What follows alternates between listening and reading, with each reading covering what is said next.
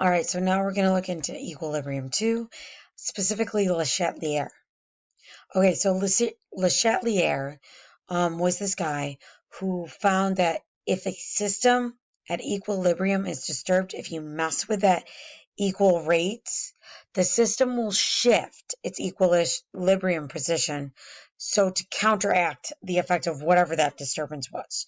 So there are three stressors, three things that could affect or disturb an equilibrium. First is the change in concentration. Second is a change in pressure. Third is a change in temperature. So what we looked at is A plus B goes to CD. And we're going to assume right now that they're gases, right? Just for right now. We're going to look in as gases. And when we're looking at this, we also want to add in the term heat. And depending on the side, we'll tell you if it's endothermic or exothermic. So if it is in the product side, if you have heat in the product side, it is going to be endothermic, which means it needs to absorb the heat for the reaction to occur. That's like your ice packs. It is cold to the touch because it's absorbing your heat to make the reaction occur in the bag, right? Whereas exothermic, it exhibits, it like exhales all the heat. So the heat is going to be in the product. It's like when you're standing next to a flame, when you're standing next to a bonfire, you feel the heat. That is exothermic. It is giving off all of that heat, right? And remember, we have the back and forth. So an endothermic reaction. In an endothermic reaction, when you reverse it, when you go this way, it's endothermic. When you reverse it, when you start going back this way, you have heat instead of in the products, you have it in the reactants. So when it goes in reverse, it's exothermic. Likewise, when you're doing an exothermic, you have the heat in the reactants. If you reverse it, it then ends up in the products, meaning that it is an endothermic reaction when you go in the reverse. So for the following exothermic reaction, because the heat is in the reactants, if the reactants shift to the right, A and B are being used up, and C and D are being produced. So if I'm shifting this way, these guys are being produced, and these guys are being used up. If I shift to the left, A and B are being produced, C and D are being used up. So here's the thing. The change in concentration and the change in temperature do the same thing when talking about shifting in equilibrium. If you add any substance, if you add more moles to either the reactant or the product, or in this case the heat, it results in the shift that go the opposite of wherever you added. So it's going to use up what you add and push towards the other way. Same as removing. If I take away a substance, if I take it away, you have say I take away in the reactant side, the products are going to want to fill in that gap by quickly shifting to that side. Same with the heat. If I take away the heat, it is going to shift so that more heat is produced. So wherever it is being taken away, it's going to shift on that side. Okay? So again, we're going to look at this Haber process. If I add hydrogen, it's going to shift to make more ammonia, resulting in it's going to use up the rest of this. If I add of this, it's going to use up this, resulting in a drop of the nitrogen because I added more, so more of it's going to get sucked out, and I'm going to make more ammonia. Okay? So change in concentration, showing again. So if I increase A, I'm going to have a lot more A, so the rate of AB is going to shift the equilibrium, causing a shift to the right, like to the CD side. So the rate of formation of CD rises. The rate of formation of A and B drop because it's struggling. It wants more CD, so CD isn't going to go back. It's going to shift more that way. Eventually, over time, it's going to reach equilibrium again where both are being produced. Okay?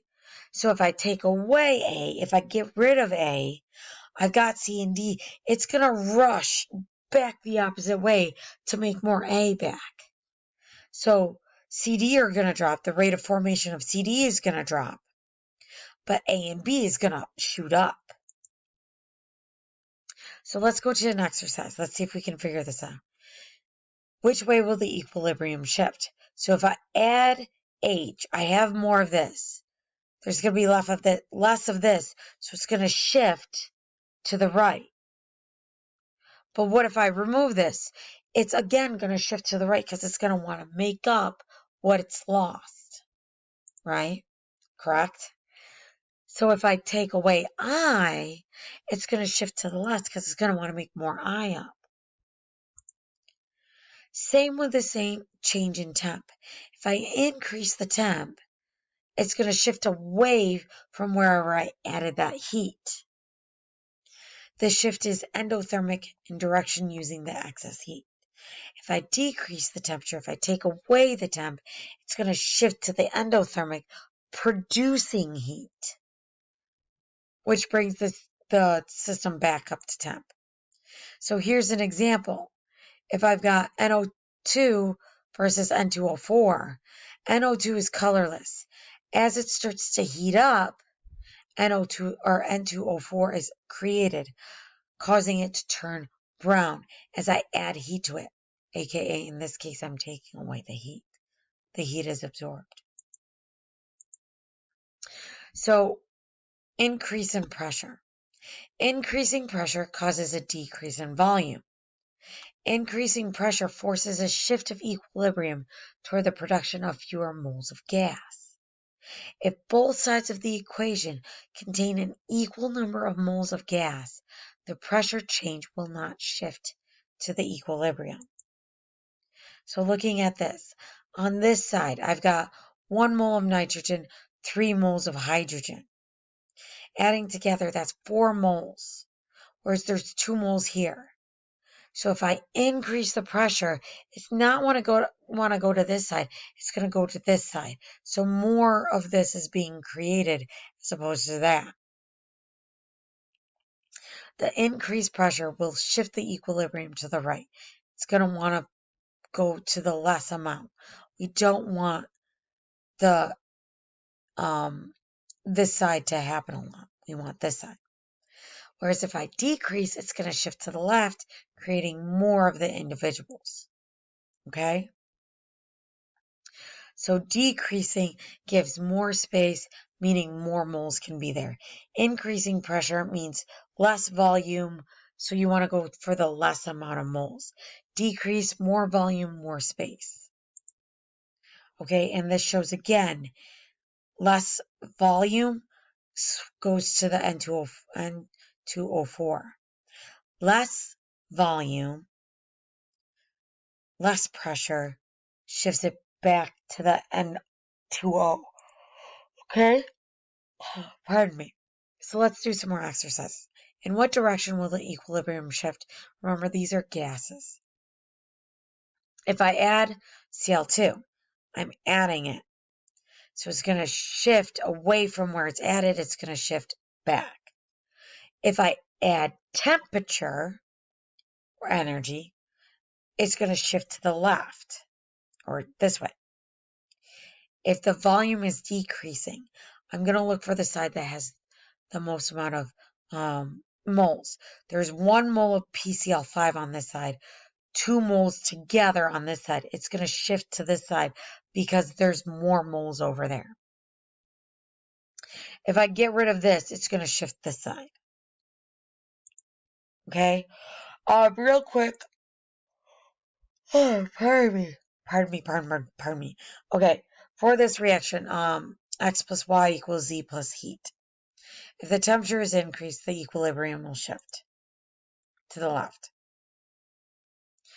So this is looking at K. We're going to skip this. We're not going to look at KEQ. So ignore this in the future. The bottom, we don't need to know. You can write it down for right now, but we don't need to know. I'm just going to focus on the top two. So if AL is removed, if I get rid of this section, equilibrium is going to shift to the right, or shift to the side because I got rid of it. So this is going to rush to fill in. What's going to happen to O2? So if I rush to get this side, what's going to happen to my O2? It's already got 3 here. If I rush to add more to make up for this, this is going to increase. What's going to happen to equilibrium value? It's going to decrease because it's going to the endothermic side. All right. So if temperature decreases, if I get rid of the heat, equilibrium is going to shift to the heat side where the heat should be. The amount of A2O3 will increase because, again, it's shifting to this side. It wants to fill in this side. KEQ, because it's going to the exothermic, is going to increase. If pressure is decreased, if I make more volume, equilibrium is going to shift to the side that has the most moles. So 4 and 3, there's 7. 1, it's going to shift to this side. Because it shifts to this side, how much AL was going to be there? It's going to increase because I already had 4 there. It's going to increase because it's shifting that side. Value of KEQ, again, because the heat's on this side, it's going to shift up. Ooh, I said down. It's going to shift. No, I was incorrect. Because it's endothermic, it's going to shift down. Okay, just a real quick tidbit of information. During World War I, Germany imported nitrates from South America, Chile, until Allied blockade cut off the supply. Haber developed a process for producing ammonia from atmospheric nitrogen to get those nitrates. So how we did this is he got hydrogens to produce the ammonia, which was able to produce nitrates. At equilibrium, no appreciable amount of ammonia is produced. So you really don't get a whole bunch at equilibrium. So to maximize the production of ammonia by altering the temperature and pressure. So if I, in this case, if I increase pressure, I will get more ammonia. If I increase the pressure, it doesn't have the heat of this, but it will produce more ammonia. So this is just real quick, shows you how the setup. And right here shows you how he actually did this. You can read through it at your leisure. So why would we do this? Why would they need ammonia? Well, they used ammonia to make nitrates, which made explosives. So Germany continued production of explosives, and the war continued for several years. Haber, ironically, won the Nobel Peace Prize for making explosives in 1918. But in 1933, in Germany, he was expelled because he was Jewish. Remember World War II. All right, so worksheet says Le Chatelier. Please hold off on Le Chatelier until after we do the POGIL. If you have any questions, please feel free to ask me. And besides that, I hope you guys have a great day.